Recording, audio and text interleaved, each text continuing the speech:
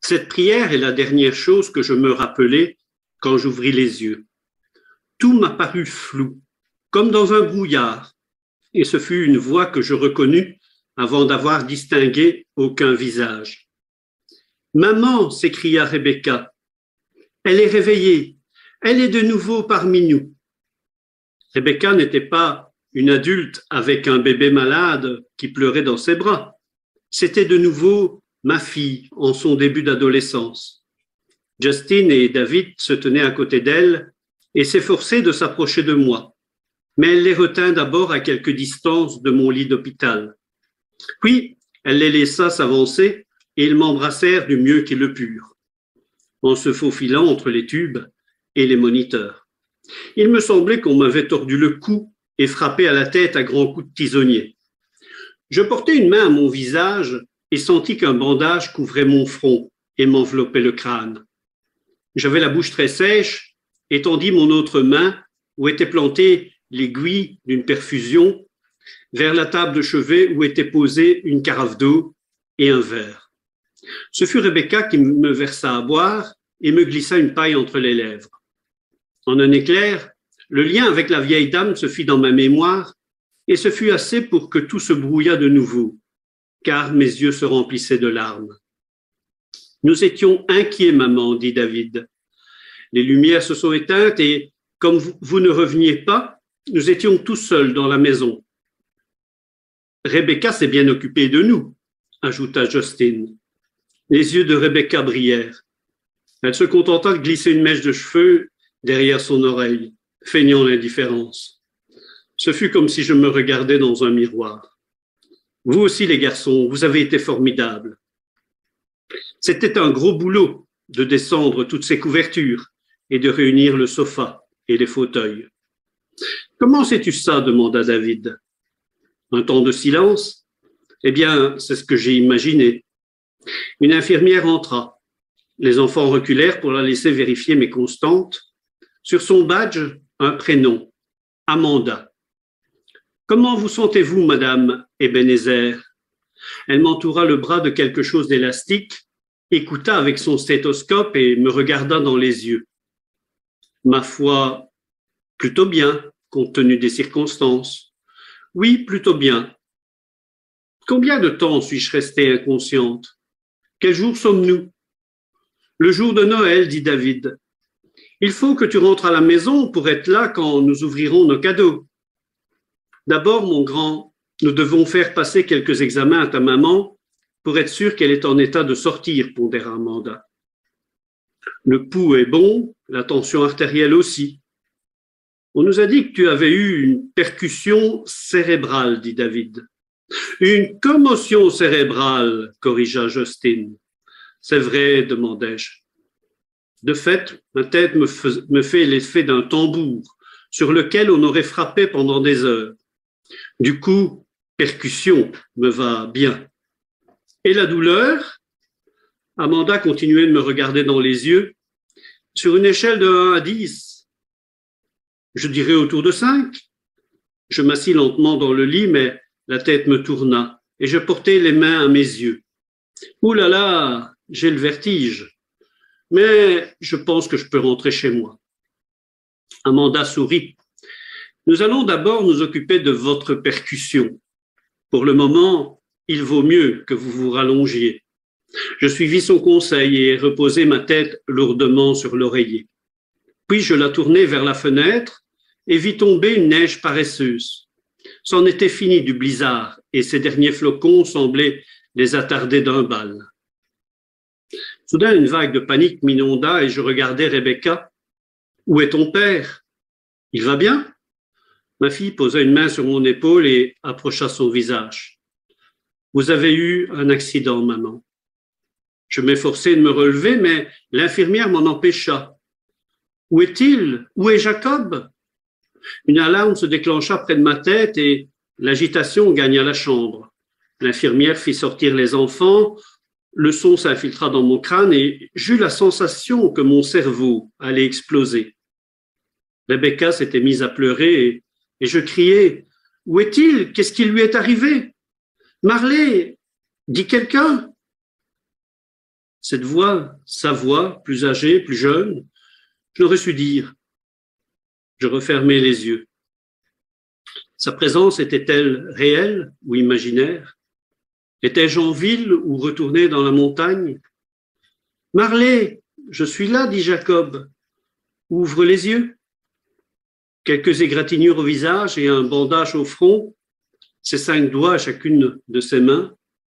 Comment te sens-tu, me demanda-t-il. Viens, ma chérie, dit l'infirmière à Rebecca qui s'attardait, et je les vis sortir toutes deux. Les alarmes s'étaient tues et la chambre était désormais silencieuse. Nous n'étions plus que tous les deux. Pas mal, je pense. Je ne pouvais m'empêcher de fixer ses yeux très bleus. Il n'y avait presque plus trace de ses pas de doigts, non plus que de ses rides profondes et de ses cheveux gris. Mais la voix était la même, la voix de G. Je posai ma main sur son bras et de nouveau une sorte de décharge électrique me parcourut, comme lorsque la paume de la vieille dame m'avait touché. Il avait dû la sentir aussi car je le vis reprendre sa respiration. Puis il me prit la main. J'ai cru que nous t'avions perdu. Moi aussi, j'ai cru t'avoir perdu. Qu'est-ce qui s'est passé? Tu avais raison de ne pas vouloir que nous passions par County Line Lane. Je n'aurais jamais dû prendre ce risque. C'était beaucoup trop glissant. Un camion nous a emboutis et c'est ton côté qui l'a percuté. Je m'en souviens de ce camion. Ensuite, je suis revenu à moi et toi, tu n'étais plus là. Je suis sorti de la voiture et j'ai essayé de te retrouver. J'ai trébuché sur une pierre, mais ce n'était pas une pierre. Son front se plissa, il se pencha vers moi et me parla avec douceur. Je crois que tu as encore les idées un peu confuses. Le conducteur du camion est venu nous porter secours. Il m'a tiré de la voiture. Tu étais coincé sur ton siège. Ce sont les ambulanciers qui ont dû te dégager. Et il leur a fallu un bon moment pour y arriver. Tu te rappelles quelque chose? Je regardais le couvre-lit et la perfusion en ma main, mais tout m'a semblé si réel. Qu'est-ce qui t'a semblé réel? Eh bien, la tempête de neige. J'ai gravi une colline escarpée pour arriver à une maison. Pas une maison ordinaire, c'était un centre de retraite. Un vieux monsieur m'a accueilli et m'a dit qu'il m'attendait. Il sourit, serrant ma main plus fort. Non, navré de te contredire, Marley. Tu n'es pas sortie de la voiture toute seule, ce sont les ambulanciers qui t'en ont extraite et qui t'ont emmenée sur une civière. Pourtant, Jacob, il s'est passé quelque chose. Je ne peux pas vraiment l'expliquer, mais c'est comme si j'avais reçu un don. Moi aussi, dit-il avec plus d'empathie que de coutume.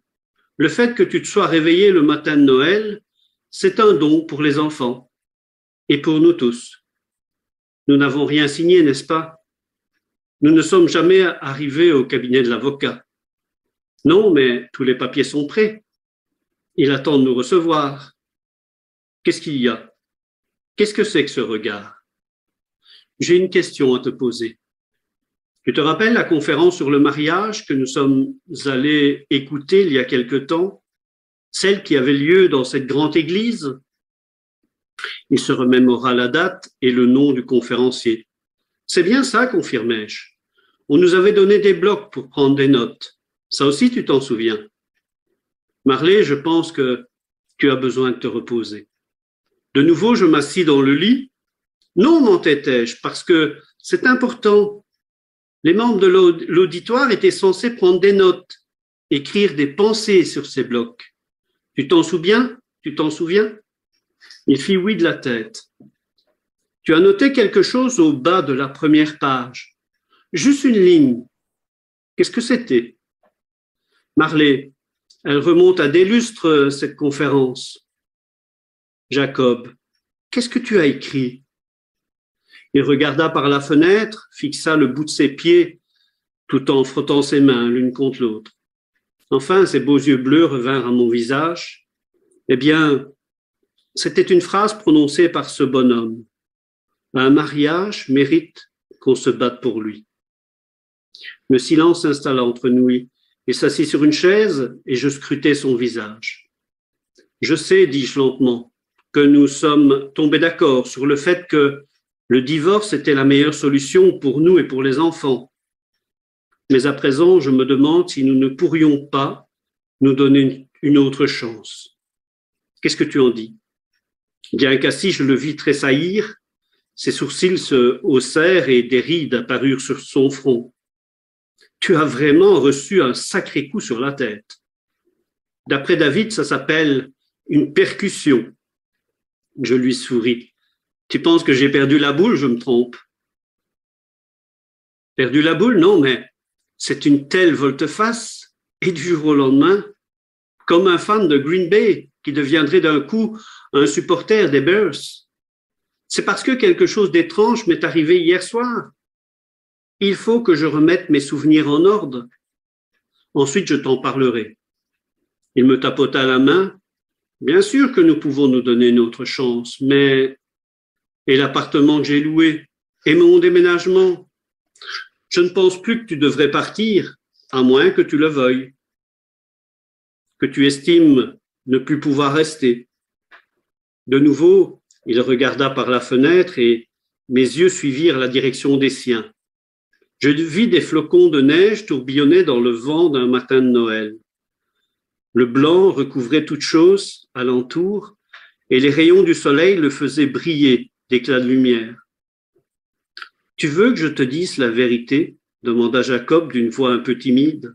« Te savoir revenu parmi nous, après t'avoir vu emmené en ambulance, sans savoir si tu étais gravement blessé, ni même si tu allais t'en sortir, eh bien, moi aussi, c'est quelque chose qui m'a donné à réfléchir. » Je cherchais ses yeux et à ce moment, celui que je vis fut Jay, ce Jacob plus âgé, plus sage.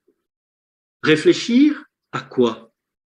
À nous, à moi, à tout ce que j'ai fait qui m'a éloigné de toi. Il prit une légère inspiration. Tu sais, ce sinistre ballet que nous dansons pour rester à distance l'un de l'autre, pour couper toute communication et éviter tout partage de notre vie. Nous n'avons fait que réfléchir aux enfants et aux effets qu'un divorce pourrait avoir sur eux. Un silence. Il faut que je te le dise, conclut-il, presque sotto voce. Si nous nous séparons, j'ai conscience que ma vie n'aura plus rien à voir avec celle que j'ai aimé vivre. Je me relevai rapidement, trop rapidement, car je faillis arracher la perfusion. J'ai une autre question à te poser, Jacob. Attention, tu vas te faire mal. S'il y avait une seule chose que tu pouvais changer dans notre vie de famille, je dis bien rien qu'une petite chose, un petit regret que tu aurais, qu'est-ce que ce serait? Il prit mes deux mains dans les siennes et baissa la tête entre ses bras tendus. Des regrets, j'en ai tant, répondit-il d'une voix sourde. Rien qu'un. Quel est le premier qui te soit venu à l'esprit? Oh, probablement l'animal de compagnie dont les enfants ont si souvent parlé. Oui, je les laisserai adopter un chien. Je reposai ma tête sur l'oreiller, fermai les yeux et une larme coula sur ma joue. Qu'est-ce qu'il y a? Demanda-t-il. J'ai dit quelque chose qu'il ne fallait pas? Je secouai la tête. Non, c'est une réponse merveilleuse, vraiment merveilleuse. Et toi, qu'est-ce que tu voudrais changer? Des regrets, j'en ai des millions. Comme de ne t'avoir jamais dit à quel point je t'admirais de travailler si dur pour nous, de ne pas t'en avoir remercié. La plupart du temps, j'ai préféré me plaindre parce que tu rentrais trop tard. Je laissais échapper un soupir. Ou peut-être aussi la façon dont je te regarde. Ce sont tes défauts que je vois, plutôt que celui que tu es, que celui que tu deviens. J'ai toujours pensé que c'était à toi de changer, que si toi tu le voulais, alors je pourrais être heureuse. Et pour la première fois, c'est aussi moi que je vois. Toutes les fois où j'ai failli, Jacob semblait effaré. Ce que tu me dis là, c'est beaucoup plus important que de permettre aux enfants d'avoir un chien. Je partis d'un petit rire. Mais non, c'est seulement la vérité.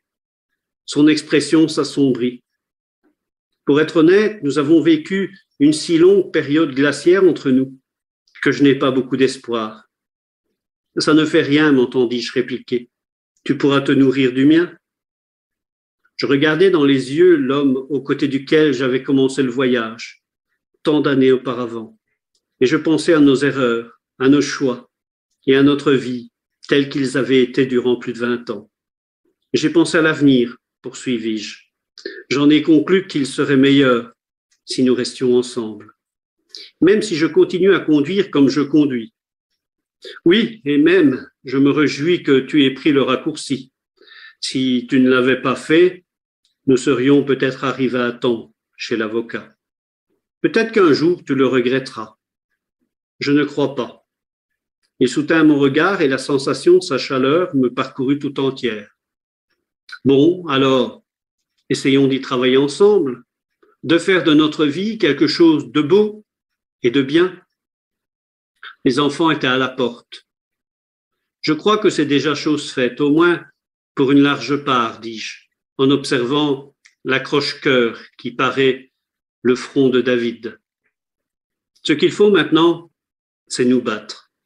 Non plus l'un contre l'autre, mais pour rester ensemble. Faire tout ce qu'il faudra pour. Ce qu'il nous faudra le plus, ce sera sûrement du temps. Du temps, nous en avons. Restons près de la chaleur. J'ai appris qu'un bon feu peut faire des merveilles. Jacob se glissa sous le drap à côté de moi. Les enfants franchirent la porte de la chambre à tour de rôle et se postèrent tous trois au bout du lit, avec un grand sourire. Dehors, il neigeait, maintenant plus fort, et les flocons, les choix, tombaient comme tombent sur nous les grâces. Loin d'être un dénouement, cette scène était le commencement de quelque chose. Jacob et moi étions un homme et une femme imparfaits, qui ouvraient le cadeau parfait. C'est alors que j'ai pris conscience qu'il n'est pas de lieu au monde si sec et si infertile que l'amour n'y puisse faire pousser un jardin, pas même notre cœur.